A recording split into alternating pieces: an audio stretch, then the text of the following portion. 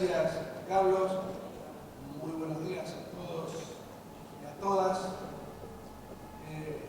Querido amigo José Luis Micheli, querido López, Adrián Bernal, secretario general de la Federación Nacional de Trabajadores de Obras Sanitarias, al presidente del Consejo Federal de Entidades de Servicios Sanitarios, Sebastián Pazzavalía, al coordinador de la sindicatura, un hecho muy importante, creado por esta gestión también a los efectos de controlar y trabajar en conjunto con las entidades de usuarios, al presidente de la FAM, Julito Pereira, y también a todos los intendentes que están acá, que veo cerca del estrado, Berazategui, Lanús, Quilmes, compañero Grey, compañero intendente también de Lomas, de Punta Indio, Espinosa, Fernando de Vido y Lucas Guín. Gracias a todos ellos y a algunos que pueden estar por ahí que no los veo, también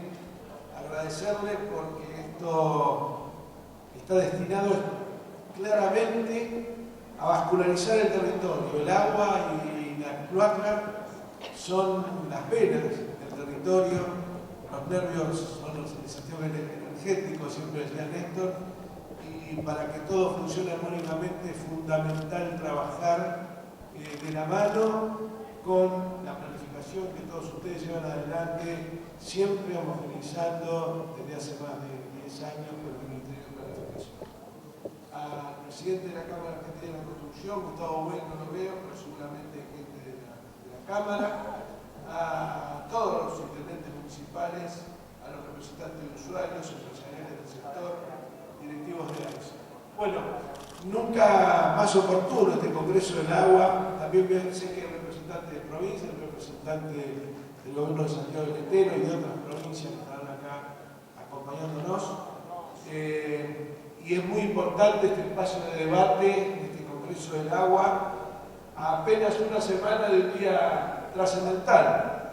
Recién decía Carlos Rey en la previa que teníamos que no recordaba los anales, gentes y técnicos y amigos y usuarios que se le acercaron que un presidente inaugurara por cadena nacional en la República Argentina una obra cloacal. En este caso, nada más ni nada menos que la obra que libra a un municipio del cono urbano bonaerense como Berazategui de un cepo, de un castigo que tuvo durante casi 100 años de la descarga en crudo de los residuos de la ciudad de Buenos Aires y parte del cono urbano. Esta falta de solidaridad del resto de la sociedad para con Berazategui quedó resarcido con la presencia de la presidenta, con la ejecución por parte de la presidenta de la obra, con el financiamiento del trabajo que hubo para financiarla y fundamentalmente con la puesta en marcha también de la planta brigadier general Juan Manuel de Rosas en Escobar, que también, y contiguo el partido de Tigre, que también va a significar un alivio y por supuesto va a significar los volúmenes de agua necesarios para que nuestra comunidad se desenvuelva armónicamente. Ese mismo día dio la circunstancia que se iniciara el proceso de fisión nuclear de la central Atucha 2, con lo cual se transformó realmente en una jornada histórica para la matriz energética argentina, para el saneamiento argentino y fundamentalmente para el federalismo, porque se generó un hecho de recomposición, un hecho de reparación histórica para con el municipio de Berazategui, que ya había empezado con José Luis en el 2003, con José Luis Musi, a través de una enorme cantidad de obras de infraestructura, colegios, la rehabilitación del parque industrial, la vuelta de Berazategui a ser un distrito industrial. Estos debates, al igual que la reciente jornada de energía realizada en la Facultad de Ciencias Económicas, con motivo del 10º aniversario del lanzamiento del Plan Energético Nacional que se efectuó efectuó en el Salón Blanco de la Casa de Gobierno el 11 de mayo del 2004, son necesarios para saber dónde se encuentra ubicada la Argentina en materia de infraestructura y cuáles son los desafíos que tienen por delante. Hablábamos con López y con Ligieri recién que todas estas políticas, y por eso tal vez me tome unos minutos, le robaré un minuto de su tiempo para poder reflexionar sobre todo lo ejecutado, hacen que estas políticas, que son claramente favorables al desarrollo social, al crecimiento, al progreso social de la gente, no se corten a futuro, que se planteen como políticas de Estado. Y los que tengan políticas alternativas, todos estos eventos harán que tengan que explicarla detalladamente para que el día de mañana el electorado y la sociedad sepa cuál es el camino a seguir. Es decir, si vamos a dejar de hacer cloacas, ¿qué vamos a hacer? Si vamos a hacerlas en menos progresividad, o sea, hacerlas más lentamente, ¿qué respuesta le vamos a dar a la gente? ¿Cómo se va a incrementar el gasto de salud? Todos estos incógnitas y estos paradigmas que se dieron, se discutieron, pero fundamentalmente se ejecutaron durante esta década ganada. Como todos sabrán, las obras cíclicas y de saneamiento son complejas, requieren un alto nivel de planeamiento, cuantiosas inversiones, conocimiento, tecnología, mano de obra y plazos de ejecución considerables. Y acá mi equipo obvio algo, además normalmente van enterradas y no se ven. Entonces, la política históricamente fue reacia a llevarlas adelante. Las desprogramaba injustamente e insolidariamente, las despriorizó, cosa que bajo ningún aspecto hicieron Néstor y Cristina, y hoy se impone ya como un derecho adquirido, y cuando hay un derecho adquirido la gente siempre va por más, porque todos quieren ser iguales. Entonces, van por ese derecho y van a querer profundizar, mejorar el servicio, tener mejor calidad de agua, más volumen de agua, mejores niveles de tratamiento del líquido cuatal. Sin embargo, la planificación y ejecución son claves para un país, ya que el agua es un servicio esencial para el desarrollo y la mejora de la calidad de vida de la sociedad. No puedo recordar el 25 de mayo del 2003, cuando asumimos esta gestión de gobierno, no es que encontramos una sola obra hídrica o de saneamiento en licitación, ni siquiera en etapa de proyecto. Y ahí hablamos con Néstor del plan Agua Más Trabajo, de cómo mejorar la condición de vida de la sociedad y además de generar un paliativo a ese 23% de desocupación que nos laceraba la piel a todos los argentinos. Lamentablemente esta situación no era exclusiva del sector hídrico, sino que el abandono alcanzó a todas las áreas de infraestructura, como las escuelas, las viviendas, los hospitales, las rutas, las comunicaciones, ni que hablar de la energía. El servicio de agua potable en Argentina solo llegaba a 8,5 millones de hogares y el de cloacas 5,5 millones. Y a semejanza del sistema energético, el servicio de agua y cloacas se concentraba en las principales ciudades y dentro de ellas en las zonas residenciales. Por ejemplo, en la concesión de Aguas Argentinas, la empresa y el servicio estaban quebrados y las obras que se requerían para extender la prestación al conurbano tenían como meta el año 2020, como si el agua y las cloacas y la salud pudieran esperar 15 años. Recuerdo 2 o 3 horas por semana de reuniones con Ligieri, con Carlos, trabajando en todos estos temas que nos oprimían, porque no veíamos salida y no veíamos la solución. La solución estaba clara que no estaban en los planes de la empresa. Obras como la que se inauguró en Berazategui tenían previsto iniciarse en el año 2019. O sea, fíjense en términos electorales, un periodo más de gobierno con el mismo problema. Obviamente, era para un país que estaba paralizado en términos económicos, industriales, y por supuesto que iba para atrás en materia de parámetros de desarrollo social y educativo. Obras estratégicas como la del río Salado y del área pampeana central no tenían ni los pliegos. La construcción de represa como Caracoles en San Juan estaba abandonada, ni siquiera paralizada, abandonada. La terminación de Yacyretá, paralizada desde hacía 10 años y y proyectos como la represa del río Santa Cruz eran una utopía, porque el punto de conexión con el sistema eléctrico estaba a 1500 kilómetros donde se emplazarían las represas. Lo mismo sucedía con la hidroeléctrica Chigüidos en Neuquén, que resultaba inviable porque no había capacidad de transporte eléctrico mediante el cual evacuar la energía. Tuvimos que planificar las obras desde cero. No encontramos ni un escrito, ni un renglón de las obras más urgentes que priorizaban y necesitaban las provincias. Las políticas neoliberales llevaron a la Argentina a renunciar a la planificación en su infraestructura.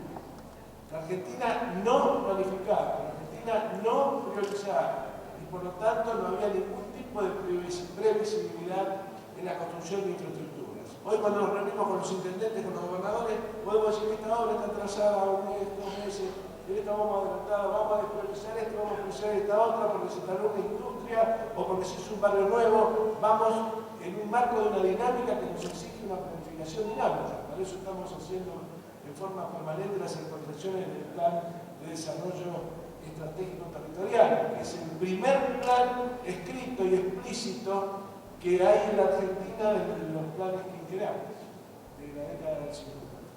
La salud y la extensión del acceso a los servicios de agua y cloaca, el aprovechamiento productivo para la puesta en valor de la superficie del territorio, la utilización de los recursos para la generación eléctrica. Nos podrán criticar si lo que hicimos se habría podido hecho mejor o antes, porque ahora resulta que también los que abogaban por la no planificación también nos critican porque dicen esta obra está muy atrasada, muy adelantada, inclusive muchas veces sin ser cierto, porque no hay un compromiso de que les critican con el proceso planificador y mucho menos con el progreso social de la Argentina. Más de 17.000 kilómetros de cañería para redes de agua y 22.000 kilómetros de cañería para redes cloacales, que permitieron conectar a los servicios a 9 millones de argentinos. Más de 2.500 obras hídricas en todo el país, como la construcción del emisario submarino en Mar del Plata. Ahora vamos a tener que hacer el fluvial en la satélite. La ampliación del sistema de agua potable del Cadillán en Tucumán, de la ciudad de Formosa, la construcción de plantas depuradoras de líquidos cloacales en Cañuelas y Marcos Paz, la rehabilitación del sistema integral de acueducto del lago Múster entre Comodoro Rivadavia y Caleta Olivia, la construcción de desagües cloacales en San Juan, La Rioja y San Miguel de Tucumán, la construcción del segundo acueducto para el interior del Chaco, la rehabilitación del sistema de agua potable para San Salvador de Jujuy. Todas estas obras demuestran el federalismo en la planificación. La terminación de la Cimetá, la represa hidroeléctrica de Caracoles en San Juan y los pequeños aprovechamientos hidroeléctricos San Martín, Luján de Cuyo, Cacheuta Viejo y los Coroneles en Mendoza, Río Reyes en Jujuy, San Guillermo, Cuesta del Viento y Salto de la Loma en San Juan, Céspedes, Cipolletti, Julián Romero y Santo Anderson en Río Negro, que totalizan una potencia total de 2.000 megavatios. El plan maestro del Río Salado y área Campiana Central, que recuperaron 2 millones de hectáreas para la producción en Buenos Aires, Córdoba, Santa Fe y La Pampa, que representa un valor agregado de 1.700 millones de dólares por año. Quiero mencionar algunas de las principales obras ejecutadas y terminadas por AISA, las cuales en su gran mayoría estaban en los planes de obra de la empresa Aguas Argentinas recién a partir del 2020, y las restantes ni siquiera estaban en carpeta. La planta de pretratamiento de líquidos cloacales del Bicentenario, inaugurada hace pocos días. La primera etapa de la planta potabilizadora Juan Manuel de Rosas, también inaugurada hace pocos días, con una capacidad de 900.000 metros cúbicos diarios que beneficia a 2 millones de habitantes. La planta potabilizadora Virrey del Pino, en La Matanza, donde está la famosa foto de nuestra presidenta con María, la usuaria que le planteaba no solamente la alegría de tener un servicio que veían inalcanzable, sino también sus dudas en relación a las políticas de Estado por venir en la Argentina. En la reflexión de esta humilde ciudadana, de esta humilde compañera, va nuestra inquietud y nuestro planteo de la necesidad de poner por detrás del agua y de la cloaca, o sea, del saneamiento, poner una política de Estado permanente que no pueda ser removida por cualquier aventurero de turno y mucho menos a partir de formulismo, como neoliberalismo que viene del exterior.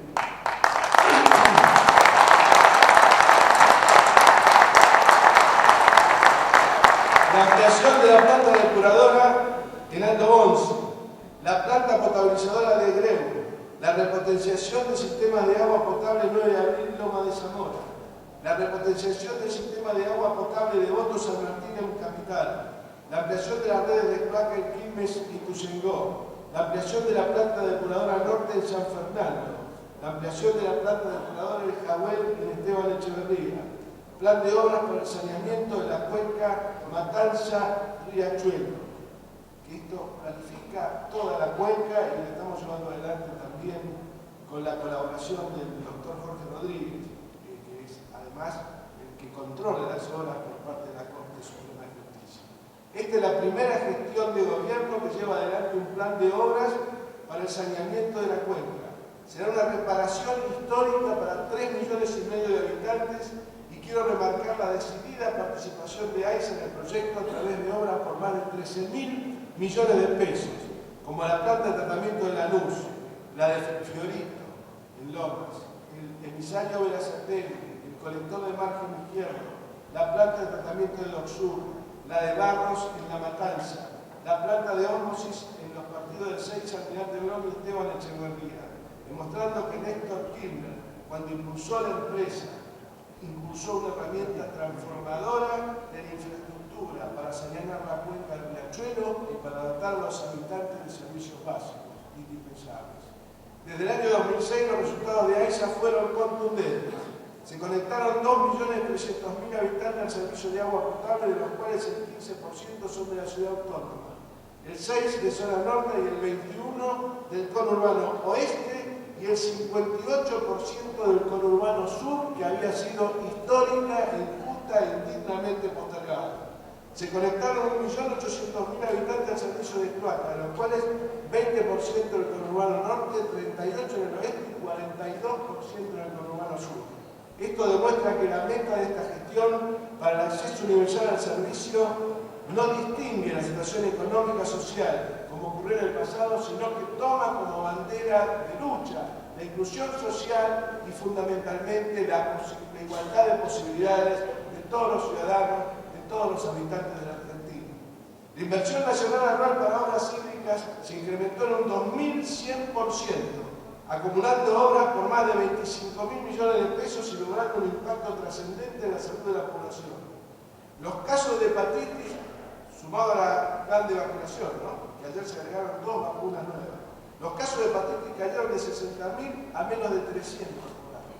Los casos de diarrea infantil en los barrios dotados con agua potable se redujeron en un 70% y la mortalidad infantil descendió un 35%. Al igual que toda la obra pública propiciada por esta gestión de gobierno, siempre se priorizó a los trabajadores argentinos, a la industria nacional y a las empresas constructoras locales como motor del empleo, la capacitación e incorporación de nuevas tecnologías, posibilitando que las empresas de la construcción pasen de 14 a 27.000, un 93% la mano ocupada en el sector, de 160.000 a 800.000, un 400%. El salario del sector hídrico creció 886%. La mano de obra empleada aumentó un 53%, lo que demuestra la mejoría clarísima, pristina de los trabajadores del sector. Hoy es un resultado indiscutible que Argentina logró consolidar trabajadores y empresariado nacional con capacidad para la ejecución de obras de infraestructura de gran envergadura a la altura de cualquier empresa de carácter internacional y fundamentalmente a la altura de la planificación que estamos llevando adelante, impulsados por los presidentes Néstor y Cristina. Las obras recientemente finalizadas por AISA, inauguradas la semana pasada por la presidenta, o las obras en ejecución son muestra clara de lo que estoy afirmando. Es muy fácil criticar, lo difícil es proponer. Esta gestión de gobierno siempre propuso y ejecutó. El plan energético, los planes de vivienda, los planes de obras viales, el plan Más Escuela, el plan espacial, el plan de telecomunicaciones, el plan de reactivación nuclear, el plan Más Cerca, el plan de obras hídricas y saneamiento, el plan de obras de AISA y el plan de saneamiento de la cuenca Matanza-Riachuelo. Ninguno de estos planes existía en el año 2013 y al día de hoy redundaron en la mayor inversión histórica de obra pública en la República Argentina.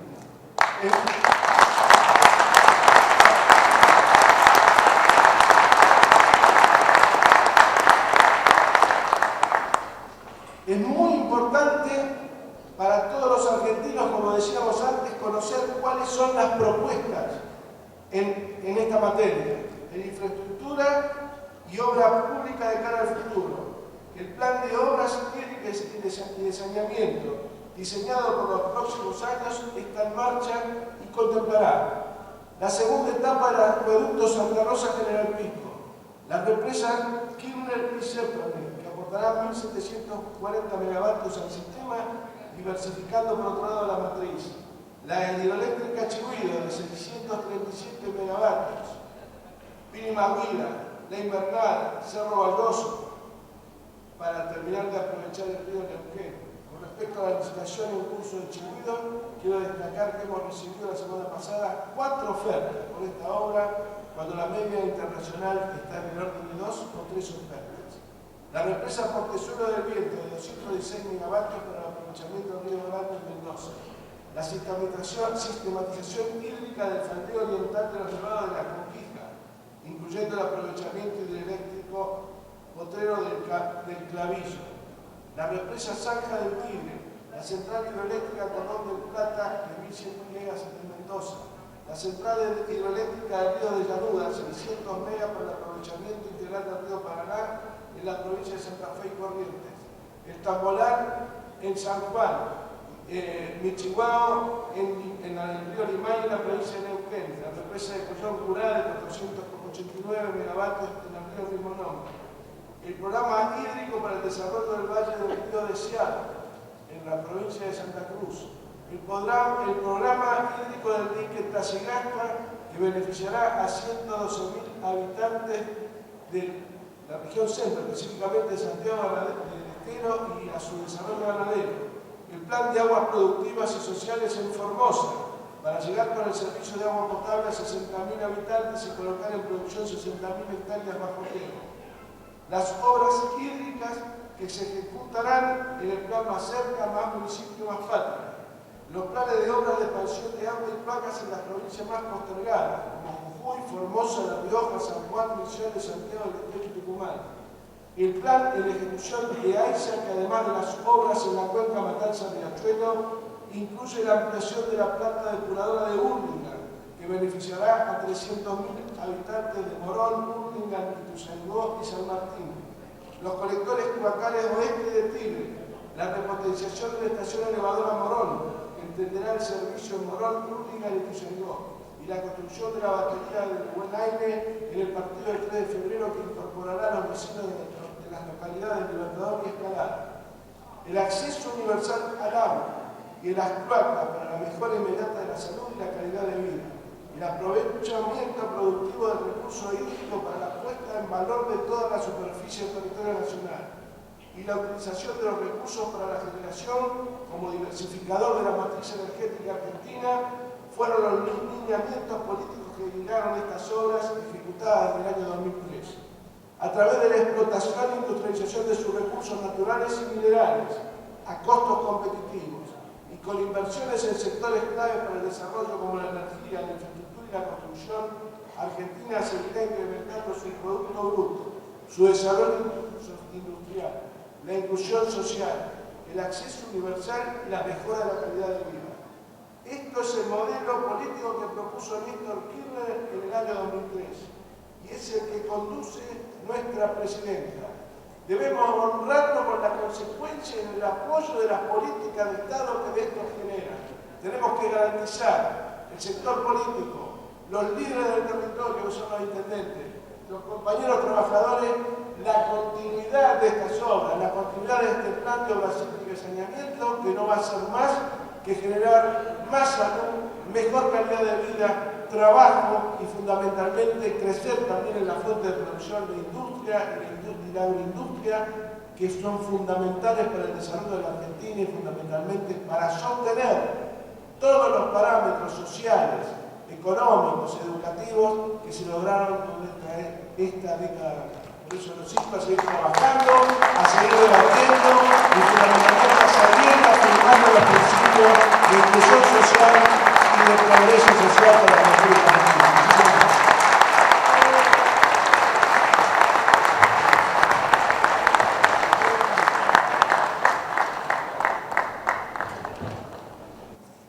Dejo el uso del micrófono y la palabra al administrador de NORSA, el ingeniero Lucio Campos. Bueno, buenas tardes. A mí también es un placer y gracias por la invitación a los organizadores, porque creo que acá somos todos del sector y yo suelo decir que somos una familia. No somos tan grandes en el país. No hay mucha gente que trabaja en el saneamiento. Y juntarnos a reflexionar, a pensar, a comer también, significa que estamos preocupados y ocupados con el tema. Antes de comenzar, hoy me toca presidir el Ente Nacional de Obras Hídricas, pero no sería justo de mi parte que la mayor parte de la gestión que voy a mencionar aquí la he compartido con un compañero de lucha, amigo personal, Edgardo Bortolossi, al cual pido un aplauso porque se lleva la mayoría de los años que yo he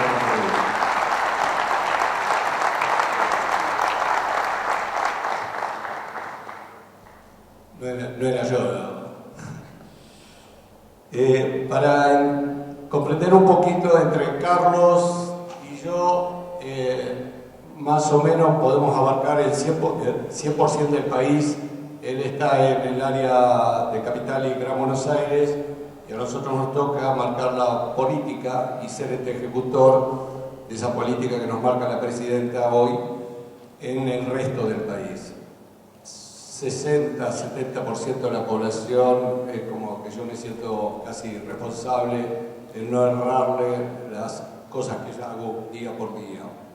Y el país es complejo, y en eso quiero arrancar, porque el país tiene no voy a hablar de la superficie ni datos técnicos, pero para que tengamos un contexto general, el 64% de la población está en 43 localidades, y ya que me apuran con el horario, vamos a obviar algunos datos, pero hay un 8% de la población que está en 744 localidades. Y barriendo todas las escalas de rango de población, hay 3.200 localidades que atender en el país. Y ese es un número importantísimo, es grande el número. ¿Y cómo se llega a esas 3.250 localidades? Se llega a través de prestadores, que hoy algunos están aquí, y el número de prestadores aproximadamente son 1.680 prestadores en el país. Con 1.600 prestadores agrupados en cooperativas, cerca de 800 cooperativas, 470 entidades municipales o municipalidades propiamente dicho, como estuvo Patricio anteriormente, 370 agrupaciones vecinales, 6 sociedades anónimas con capital estatal, 19 privadas y 8 empresas provinciales. Con estos prestadores encontramos un país nos acercamos a esas 3.250 localidades. Y en esa distribución hay hombres y mujeres que trabajan los 365 días del año, las 24 horas del día para garantizar el servicio. Y hoy, con nuestro nuevo paradigma que tenemos a partir del año 2003, no solamente pensamos en esos que tienen agua, sino en los que no tienen agua.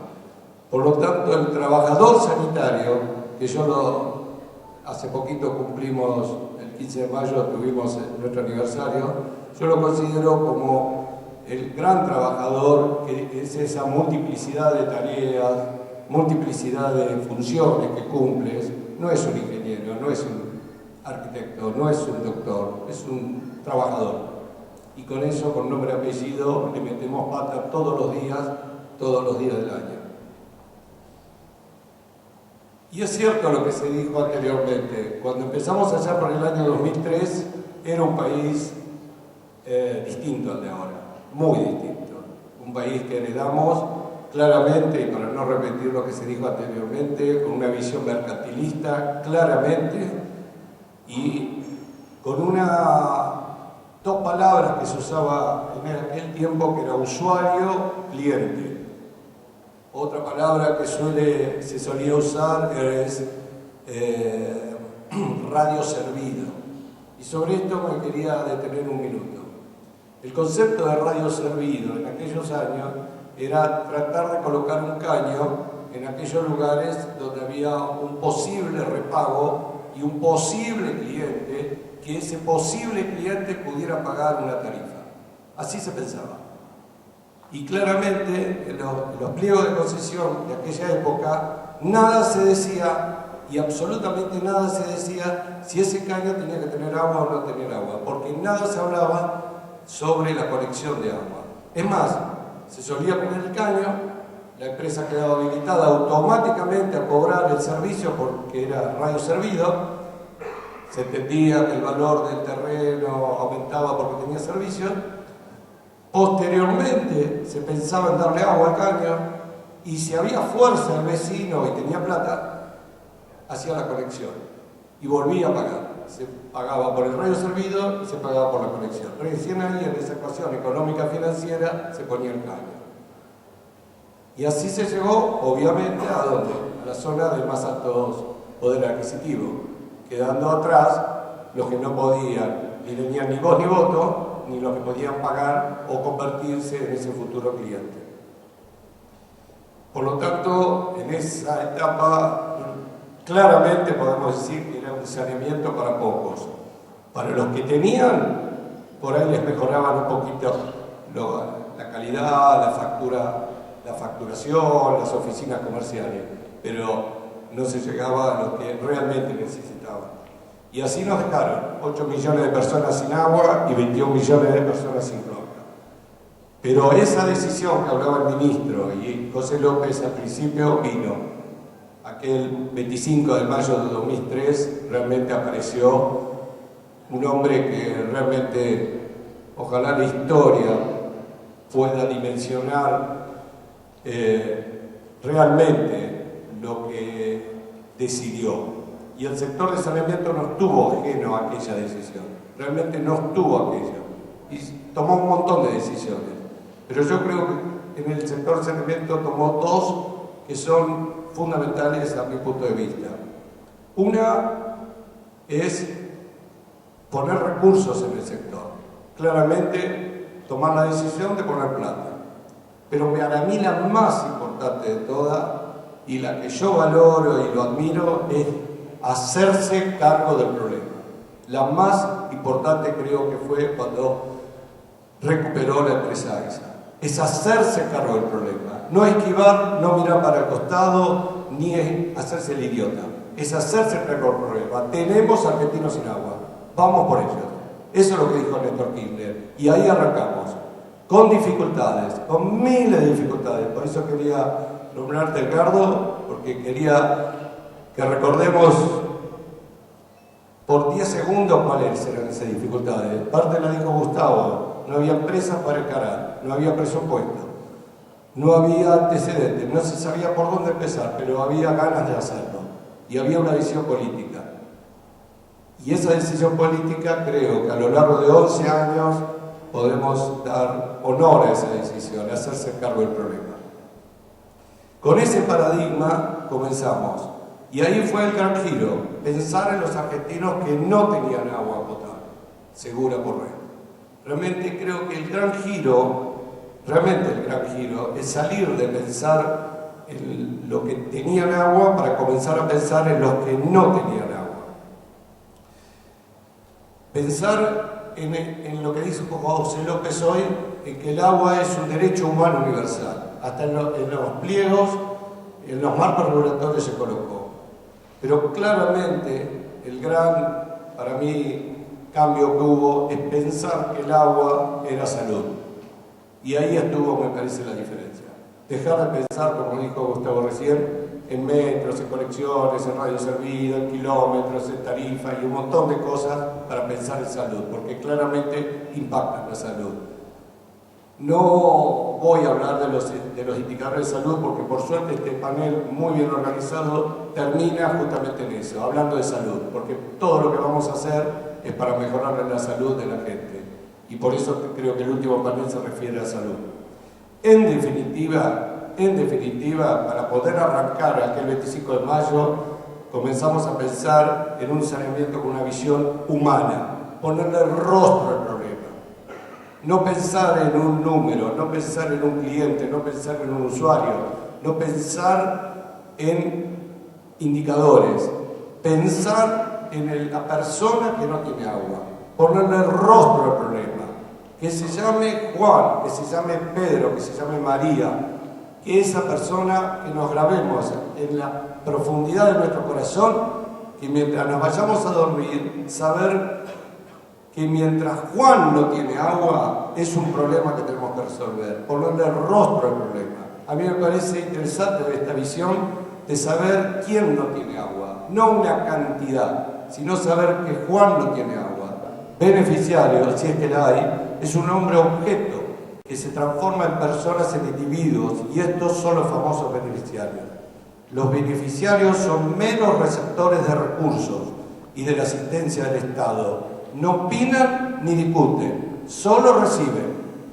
Un beneficiario no es un sujeto, es un conjunto de personas que fueron seleccionados a través de diversos criterios, casi siempre desde un escritorio, de una consultora, de un focus group, etcétera, etcétera, para tal o cual proyecto, para recibir directamente los bienes y servicios que prestará tal o cual programa.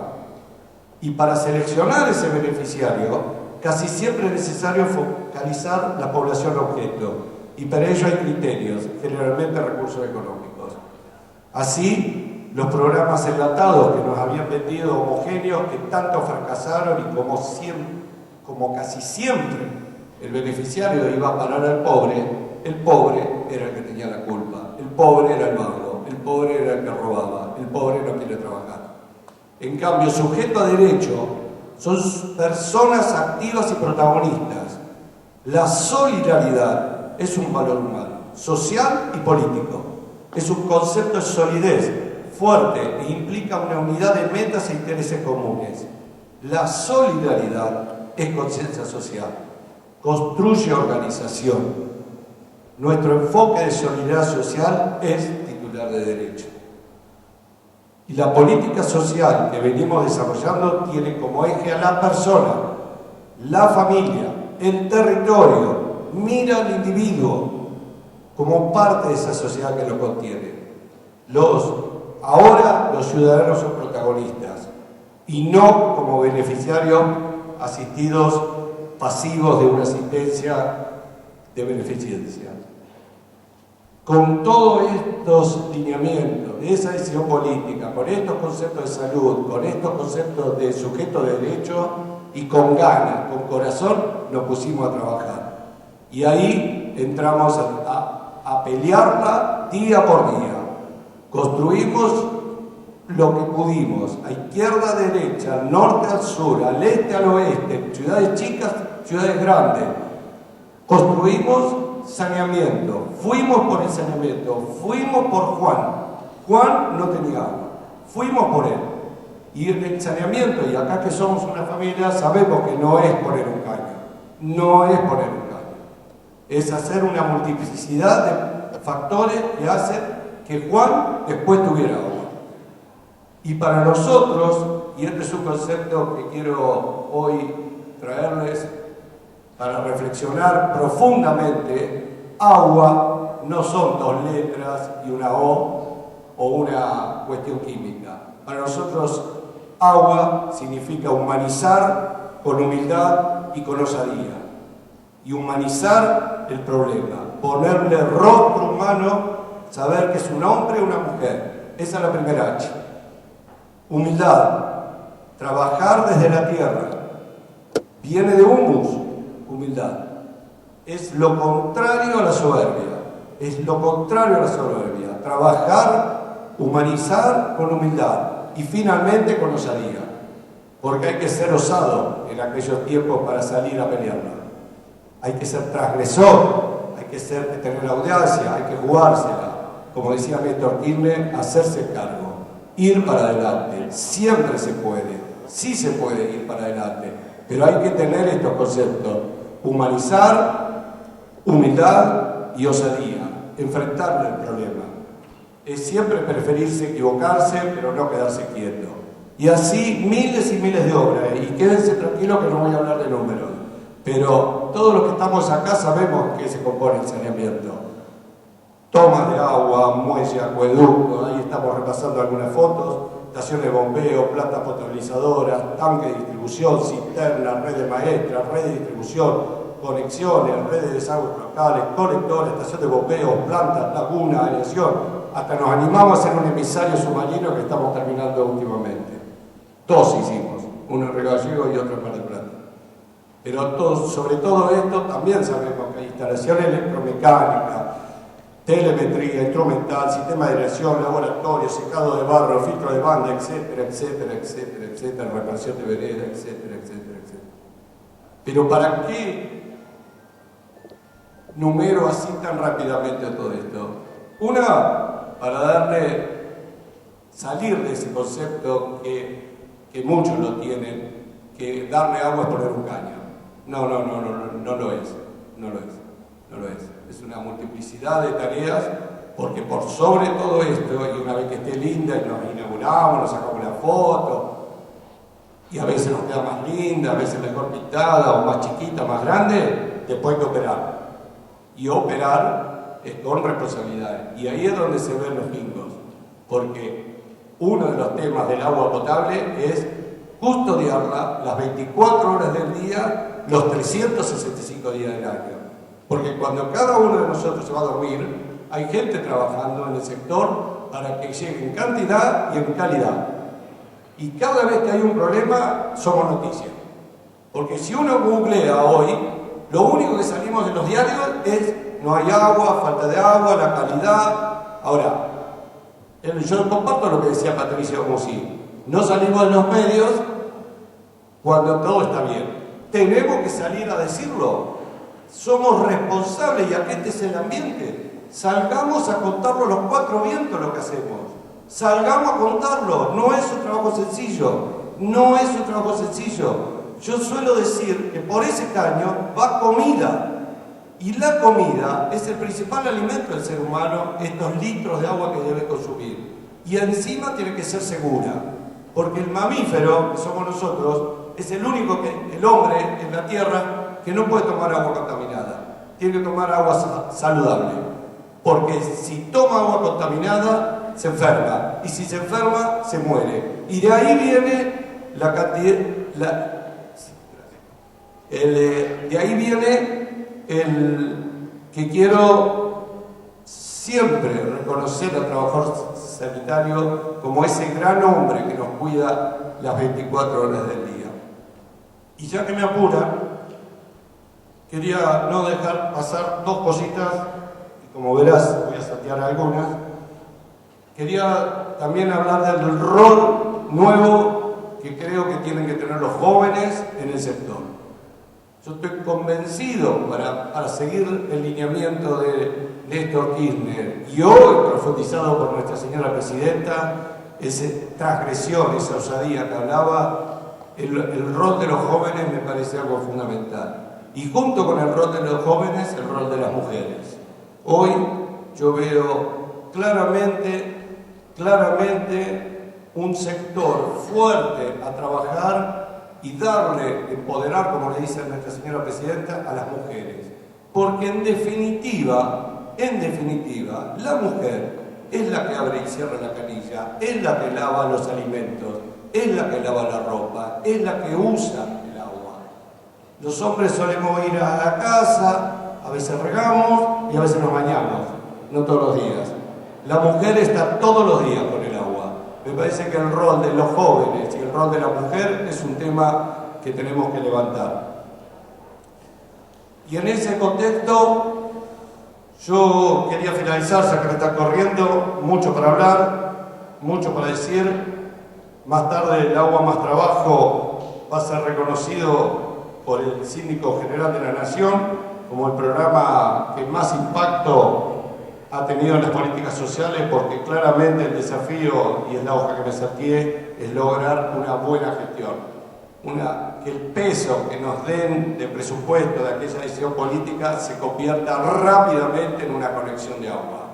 Porque de ahí se trata esto, cómo convertir el presupuesto en una conexión de agua. Y hoy en día el desafío y el nuevo desafío que estamos teniendo es lograr el saneamiento que yo llamo el sueño del pibe, el saneamiento integral, el saneamiento completo, que es no conformarnos con hacer una cañería, no conformarnos con hacer una conexión de cloaca, sino seguir peleando hasta que esa conexión entre al domicilio. Y no tampoco conformarnos con dejar una canilla al borde de la línea municipal. Porque ahí, esa canilla al borde de la línea municipal, toma el perro, lava los platos, se higienizan más. Lograr que las instalaciones internas se conviertan, como años atrás me enseñaron a mí en el famoso libro azul, que se conviertan en verdaderas instalaciones internas. Que haya agua directa, que haya agua indirecta, que haya agua caliente, lograr que haya tanques domiciliarios, meternos adentro del domicilio. Hoy nosotros nos estamos animando, no se puede mirar para el costado de este problema. Hoy un saneamiento integral, completo y básico que llegue a todos tiene que tener una conexión interna resuelta. No conformarnos con hacer una cañería de cloaca y dejarle la conexión cortita. Hay que meterse dentro del domicilio y lograr que ese inodoro vuelque perfectamente y enseñarle qué es lo que sí se puede y lo que no se puede tirar al. Yo, la verdad que el saneamiento, como lo tengo acá escrito, no se compra, no se estudia, se vive, se corre en la sangre. Es una pasión. Y quiero despertar esa pasión, quiero salir a contar a los cuatro vientos lo que hacemos. Hoy tenemos la gran suerte que tenemos un gobierno nacional que nos apoya. El sector está bien apoyado, pero es nuestra responsabilidad cubrir esa a lo largo y a lo ancho del país. Porque no estoy hablando del sector de Capital Federal y Gran Buenos Aires, estoy hablando de todos los millones de argentinos que vienen al país, que comparto, José Luis, tu concepto. No puede haber de primera, no puede haber de segunda. No puede para nosotros, todos los argentinos, viva donde viva, sea la clase social que sea, tienen el mismo derecho. Y el saneamiento sí los une. Creo que debe ser uno de los pocos factores que une a todos los argentinos. Aprovechemos esta cualidad, aprovechemos que el agua nos une. Es un país que necesita unirse, ir con un proyecto conjunto, fuerte, consistente, solidario, peleador, que pelee con el corazón, y el agua es la herramienta. Me parece que sí se podemos llegar. Usemos esta herramienta. Y con esto termino, Carlos. Quédate tranquilo, ya me voy. Pero finalmente, nada valía la pena seguir haciendo si no pensamos en estas fotos que creo que deben estar saliendo ahí. Porque para ellos, por ellos y a quienes va dirigido nuestra gestión es a la gente. Hoy, cuando nos vayamos a dormir, hay 1.552 nuevos argentinos que gracias a la gestión que estamos haciendo, gracias a esa decisión del Néstor Kirchner, hoy van a tener nuevo servicio con agua segura por red. Eso es un gran número. Festejemos los 1.552 caras que están en la Argentina tomando hoy nueva fuente segura de agua por red. Muchas gracias.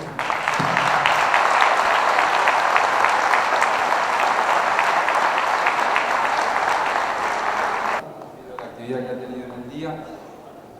Mi nombre es Juan Antonio Basili, soy parte del equipo de trabajo del Ente Nacional de Obras Hídricas de Saneamiento. Particularmente queremos agradecer la invitación a participar de este tipo de asambleas que creemos que son muy productivas para el futuro de todos los argentinos.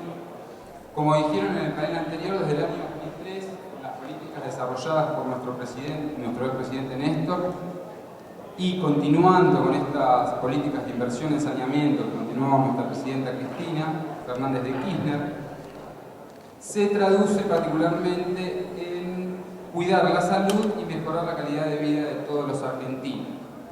Desde Lenosa, para lograr este objetivo, trabajamos con dos variables que creemos fundamentales. Por un lado, que es el trabajo como fuente de desarrollo de cualquier ser humano, y por el otro, la inclusión social, porque creemos que todas las personas están inmersas en la sociedad y necesitan ser incluidas en la misma.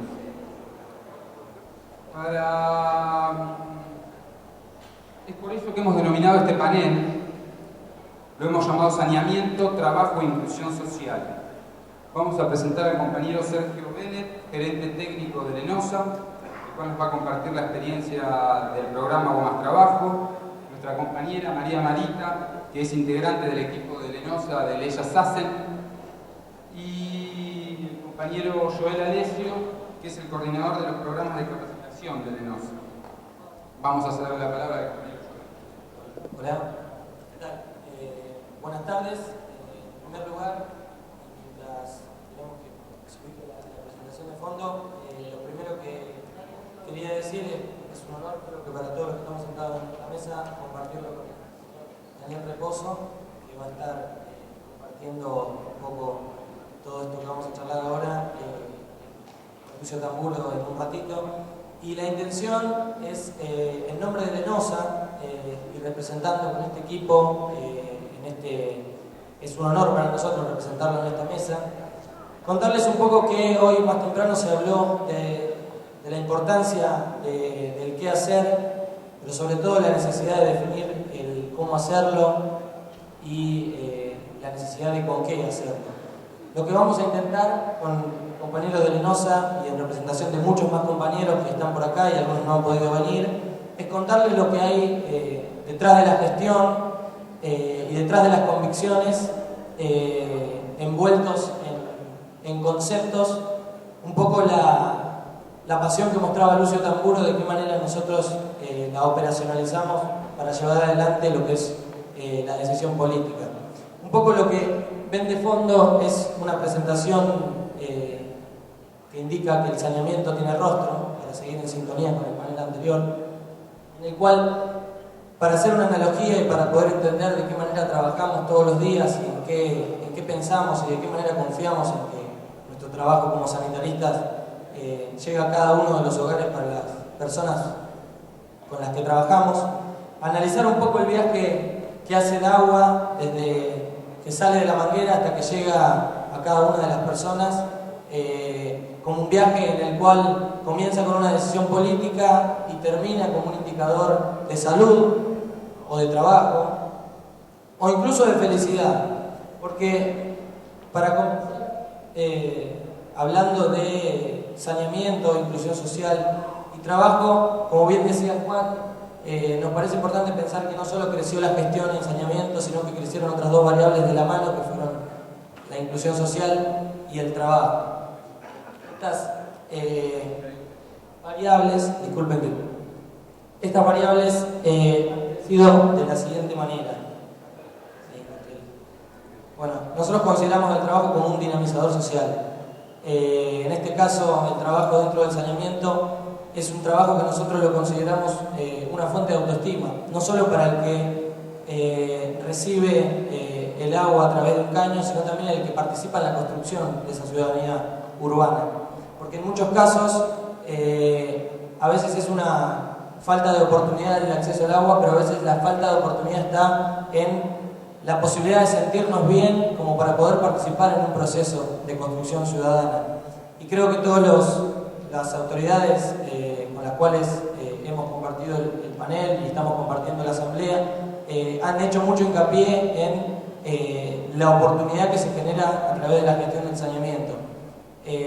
Esta gestión genera la oportunidad a los que trabajan en la construcción de las obras y a los que trabajan y se capacitan para participar en las obras, de fortalecer su autoestima y a partir de allí poder participar en cualquier otro proceso, sea dentro del saneamiento o sea porque consiguió un trabajo de otra índole, pero siempre pensando el saneamiento como el representante con rostro humano y con nombre y apellido y como una fuente de energía también.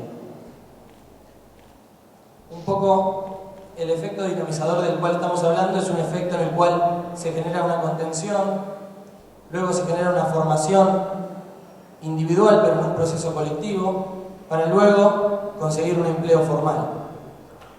Lo que vamos a hacer a partir de ahora es, para meternos un poco más en la experiencia con nombre propio, digamos, y compartir un poco lo que hemos vivido y lo que se ha trabajado en los últimos 10 años, para no hablarlo de manera conceptual y sí hacer hincapié en el ejemplo y en la experiencia vivida. Sergio Bennett y María Manita van a estar charlando un poco del programa Agua Más Trabajo y también de la experiencia de capacitación en acción que estamos transitando a través del programa Ellas Hacen. Así que les dejo primero con Sergio y después sí.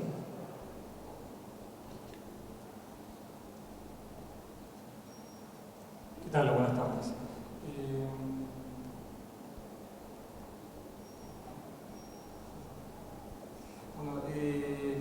Quiero comentarles un poco cómo nació la experiencia Agua Más Trabajo, el plan Agua Más Trabajo, que también te contamos acá en el panel con el síndico general de la Nación, el doctor Daniel Raposo, que ha reconocido los logros que este plan ha tenido a lo largo de los 11 años de gestión que lleva en el organismo.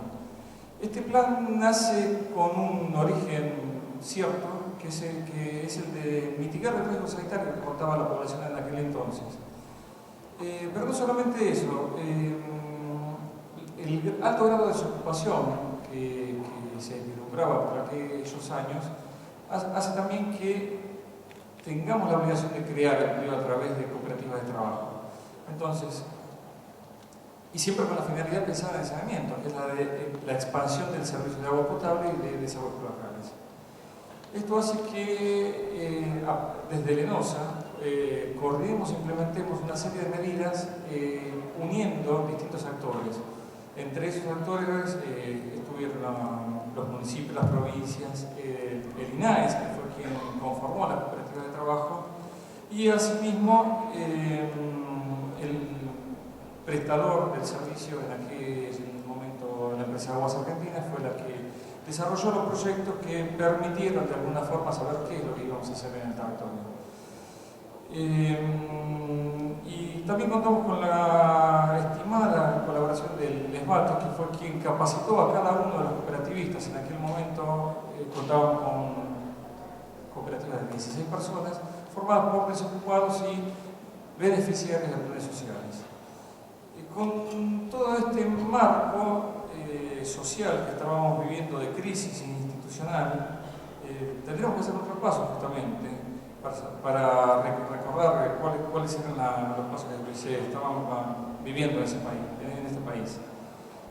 Justamente mencionamos una fuerte crisis institucional, económica, financiera, un crecimiento sostenido de las deudas en las empresas privatizadas, una fuerte devaluación, en aquel momento era del 270%,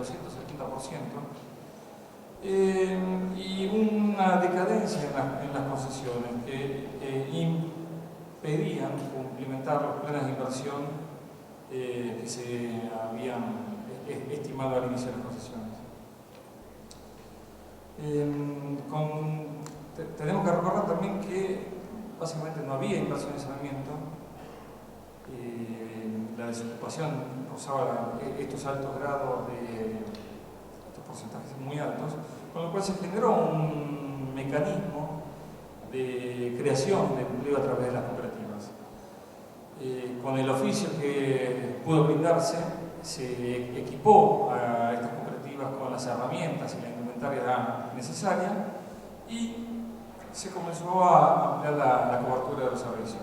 En aquel momento, ya tal como lo comentaron los disertantes anteriores, los planes de inversión de la empresa Aguas Argentinas en aquel momento preveían llegar a algunas áreas de concesión en el año 2020.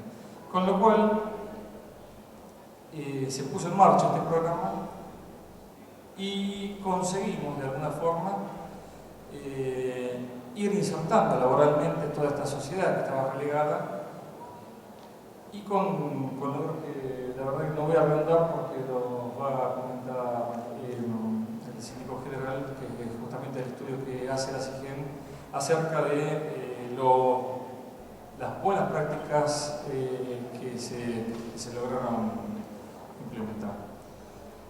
No obstante, sí tenemos que recordar que llegamos a conformar 429 cooperativas de trabajo que han desarrollado una multiplicidad de tareas de expansión de los servicios de agua potable en un principio, y sí conseguimos también ir cubriendo otras necesidades de los servicios, como era la expansión de las cloacas, rehabilitación de los servicios, recambio de conexiones, y bueno, el programa fue también acomodándose a las necesidades que tenían los distintos prestadores.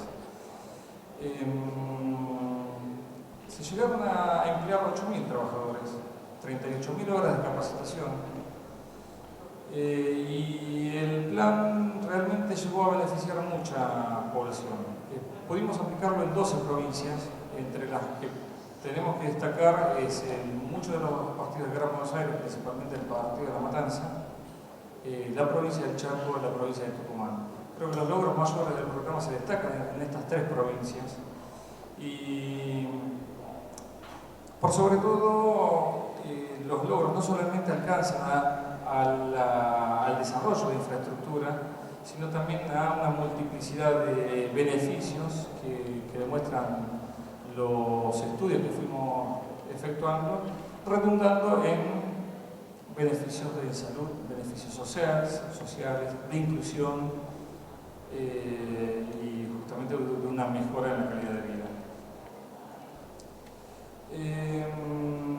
Llevamos 11 años de gestión. En esos 11 años de gestión también tenemos que destacar que el plan fue evolucionando, fuimos reconvirtiendo las cooperativas de trabajo. Esas cooperativas fueron de alguna forma también mutando su tarea original, y muchas veces ya convirtiéndose en mini empresas, en pymes, trabajando para empresas contratistas en el desarrollo de infraestructura. Quedan desafíos de vincular el plan Agua Más Trabajo con otros programas, entre ellos los programas de carácter social, y asimismo al de vincular el plan también con programas de infraestructura que desarrollamos no solamente desde Lenosa, sino también desde una multiplicidad de ejecutores en obra pública. La ejecución de las conexiones internas y el conexionado con la infraestructura existente también es un desafío que estamos planteando hoy en día en el organismo, y no solamente queremos dejar la infraestructura hasta la línea municipal, sino queremos también efectuar el conexionado interno, que cada uno de los habitantes pueda obrar las bondades del sistema, que el agua potable llegue hasta el interior de las viviendas, que los efluentes locales pueden salir de ellas. Estos 11 años de gestión tuvieron una multiplicidad de logros, y no quiero redundar, Daniel, porque sé que vos vas a mencionar muchos de ellos, y te voy a dejar la palabra en unos minutos. Gracias, Sergio. Continúa Marita con su experiencia.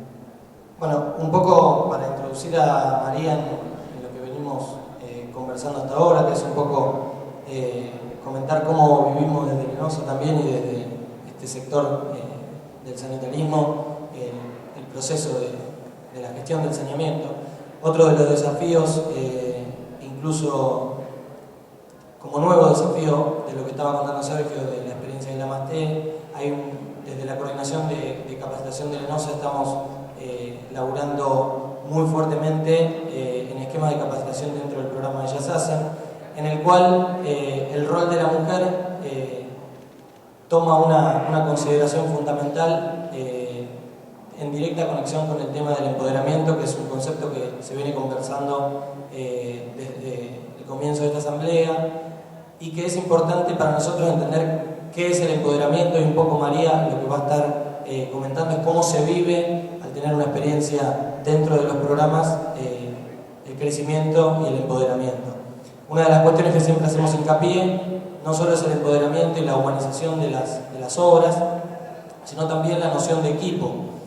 Este equipo puede ser considerado a nivel territorial o a nivel autoridad o a nivel de rangos medios, pero estos equipos deben ser dinámicos, ya que la realidad es cambiante y las necesidades son infinitas, y es una gran responsabilidad para nosotros tener equipos consolidados y que puedan adaptarse a las diferentes situaciones.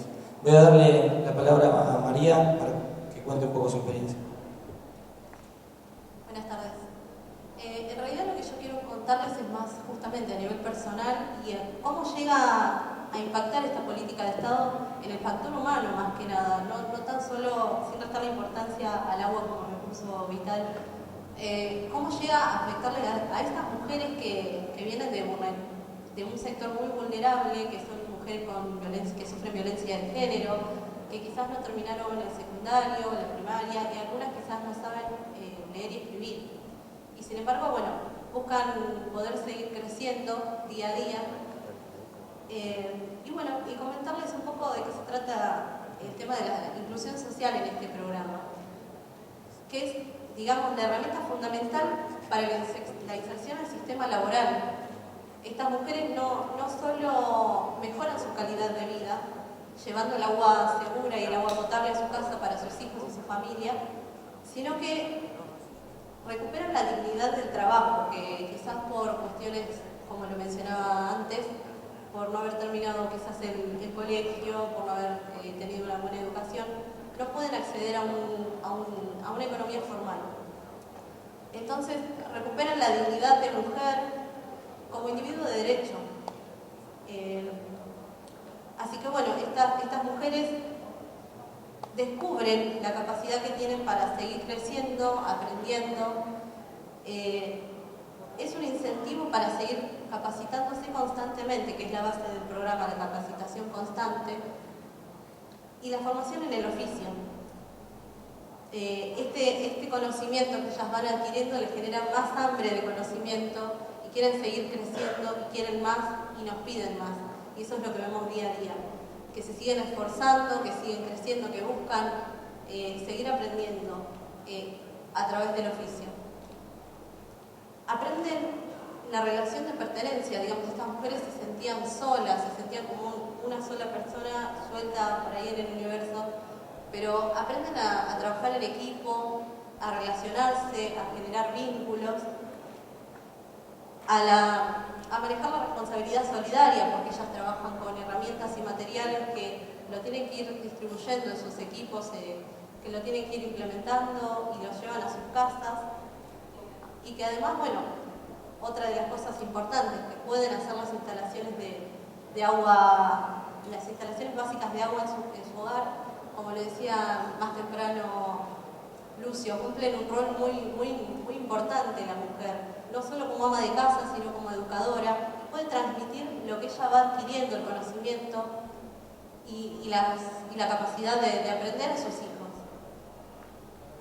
Además, vemos el crecimiento individual y colectivo que van teniendo a través de los cursos de capacitación, y vemos cómo ellas buscan devolver un poco a la sociedad esto que están adquiriendo en el momento.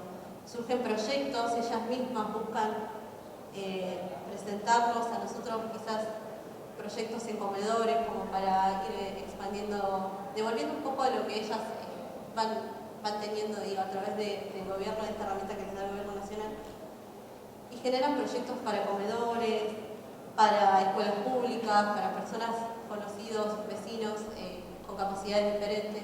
Ellas mismas van buscando devolver un poco de lo que se les está dando. Digamos que la obra humana más bella es la de ser útil al prójimo, y ellas lo están devolviendo de esa manera. Y lo más importante, con lo que quiero cerrar, no hacerlo muy extenso, es que la toma de conciencia que toman las mujeres de que esto no es un subsidio, sino es una herramienta que les brinda el Estado Nacional, el hecho de formarse en grupos, adquirir los conocimientos y capacitarse constantemente, les da fe, les da seguridad, fortaleza, empoderamiento, como decíamos antes, y por otra parte, confianza en ellas mismas, porque ellas pueden hacerlo, ellas son y ellas hacen. Así que con esto finalizo. Muchas gracias. Gracias, María. Para continuar con este panel expositores. Y vamos a invitar al ingeniero Lucio Tamburo a que suba al estrado para presentar al compañero Daniel Reposo, y lo nombro así porque es una gran persona y es quien incansablemente trabaja día a día para cuidar a cada uno de los que estamos aquí y acompañar a nuestra presidenta Cristina Fernández de Kirchner. Un placer, Lucio.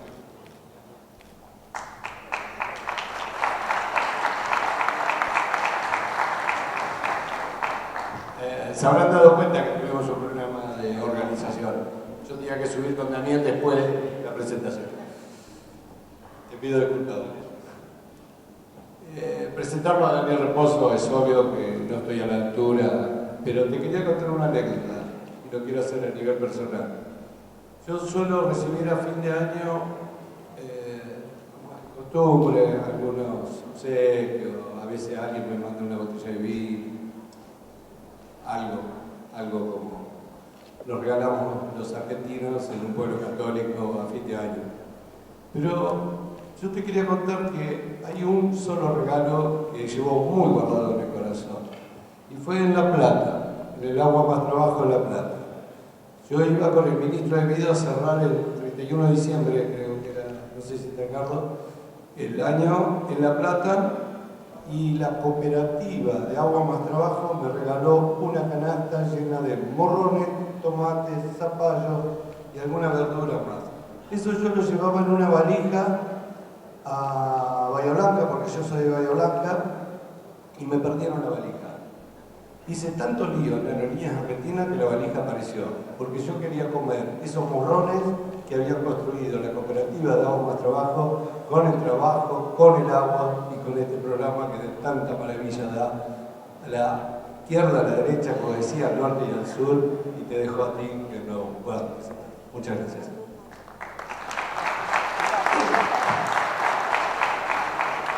Bueno, muchas gracias, Lucio, muchas gracias. Realmente seguir agradeciendo a los organizadores, que es muy importante estar continuamente trabajando una temática para seguir rompiendo mitos, ¿no? El año pasado Bernardo Klisber, en el encuentro de Aloas, habló de romper, ahí está Carlos B., donde romper mitos. El agua estaba considerada una mercancía y el único que tenía acceso era aquel que tenía dinero, así también como las vacunas, así también como la educación. Y finalmente se entendió a partir del año 2003 que el agua es un derecho humano básico, y esto se trabajó, muchos pregonan que tiene que haber derechos, pero no muchos se pusieron y tomaron el toro por las astas y se pusieron a construir.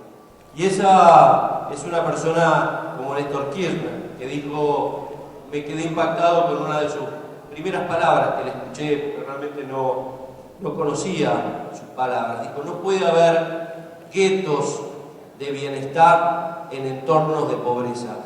Esta frase resume mucho de lo que fue la Argentina en los últimos años, hasta su llegada. Y yo vengo de un pueblo, y como todo pueblo, uno se viene muchas veces a estudiar, a generar. Y hasta el día que me vine a estudiar, uno se tenía que bañar con pavas, con distintos elementos, calentar agua porque no había agua potable. Y esto que habla Bernardo Klisber de que el agua, la falta de agua genera humillación, y esta humillación hace que en la era de los iPod, como él habla, o en la era de la internet, cada 15 segundos en el mundo muere una persona por falta de agua. Y estos mitos se han ido rompiendo, pero para romperlos hubo que trabajar mucho y hubo que tomar mucha decisión. Por eso quiero agradecer a todos los trabajadores, a todos los que hacen este ecosistema de la responsabilidad social, que tiene como primer decisor político al gobierno nacional, pero donde están los sindicatos con sus trabajadores, donde están las universidades, donde está el trabajo que realizan, que veo a Paco, veo a los intendentes, que son los que reciben la queja de cada uno de estos lugares.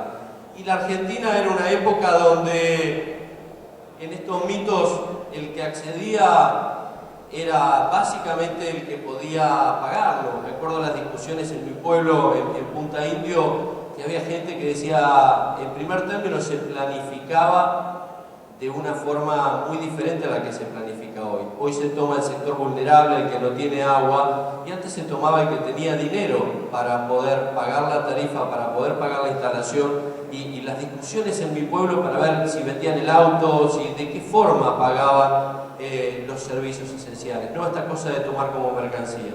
Y otro de los mitos importantes era aquellos que pregonaban que debía haber derechos, eran los que ejecutaban estas políticas, de que accedía únicamente el que tenía el dinero. Y por otra parte, también esto pasa que por primera vez en estos últimos 10 años, en cada uno de los lugares, también se incorpora el control. Vengo como representante de uno de los organismos de control.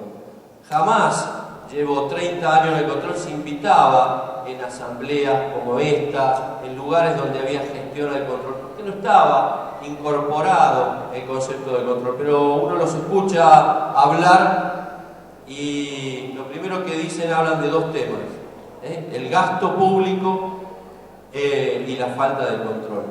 En la Argentina no solo se apostó con una concepción distinta de romper un mito, diciendo el que gestiona bien, controla bien. Y por eso me gustaría pasar un video que tiene que ver con lo que se ha hecho durante este gobierno nacional en el fortalecimiento de los controles.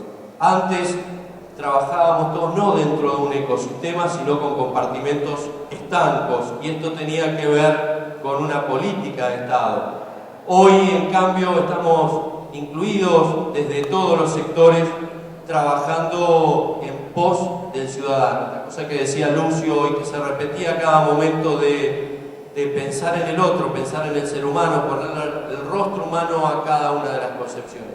De esto obviamente también se hizo con el control, porque lo que impactaba en las provincias, lo que impactaba en cada una de las localidades, ¿quién lo controlaba? Estas eternas discusiones en materia de control, hasta que decían si lo veía el Tribunal de Cuentas, no, pero porque eran fondos nacionales, y cómo terminaba no lo veía absolutamente nadie.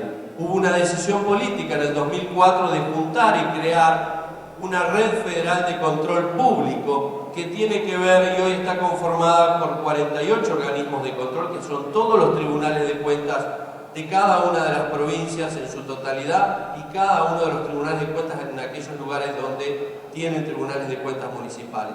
Hoy hay una red que corta transversalmente a cada uno de los ministerios, a cada uno de los municipios, a cada una de las localidades, a cada uno de los parajes, donde hay el control de cada una de las políticas públicas. Y también quiero rescatar actitudes como la de Carlos Ben, como el trabajo que está haciendo Lucio, que AISA, sin tener la obligación, le pidió a la Sindicatura General de la Nación, dijo, yo quiero tener transparencia y no solo conformar procesos y que me los miren, tiene 3 síndicos que hacen el control de gestión, de legalidad, sino también voluntariamente se incorporó un sistema de precios testigos, con lo cual hoy absolutamente cada compra que realiza AISA, que realiza Lenosa, pasa por un sistema de precios y testigos que da el valor de lo que hay en el mercado.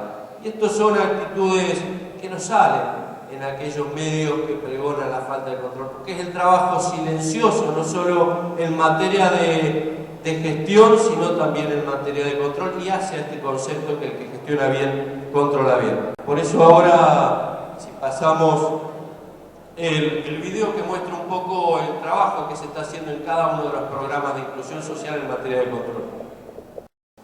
Tengamos en cuenta esta cifra que aterra, de que cada 15 segundos muere una persona por falta de agua. Tenemos el deber, la obligación, no solo de seguir trabajando, sino de cuidar lo que estamos construyendo. Y sobre todo también uno de los aspectos que señala el sistema, de seguir fortaleciendo esto que es el trabajo en materia educativa, no solo de un oficio, sino en cada una de las familias concientizar que el agua que se le está otorgando, que está llegando a su domicilio, es agua potable. Hay lugares donde se han hecho trabajos donde todavía tienen miedo de estar tomando esa agua potable porque el gusto es distinto.